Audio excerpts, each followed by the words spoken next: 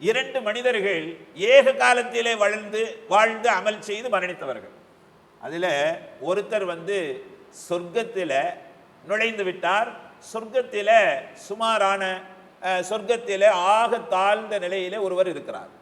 இன்னொரு மனிதர், அவருடைய நண்பர், ஏக காலத்திலே வாழ்ந்தவர், சொர்க்கத்திலே மிக உயர்ந்த தரஜாவிலே இருக்கிறார். இதற்கான காரணம் என்னவென்று கேட்கிற பொழுது அல்லாஹ் சொல்லுவான், அடியானே, நீ துஆ செய்கின்ற பொழுது நரகத்தை விட்டும் விடுதலை கொடுத்து விடு என்பதாக மாத்திரம் நீ துஆ செய்தாய்.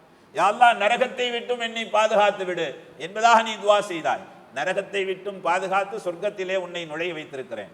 ஆனால் உன்னுடைய நண்பன் துஆ செய்கின்ற பொழுது, யா அல்லாஹ், நரகத்தை விட்டும் என்னை பாதுகாத்து சொர்க்கத்தினுடைய ஆக உயர்ந்த தரஜாவிலே என்னை நீ வைத்து விடு என்பதாக.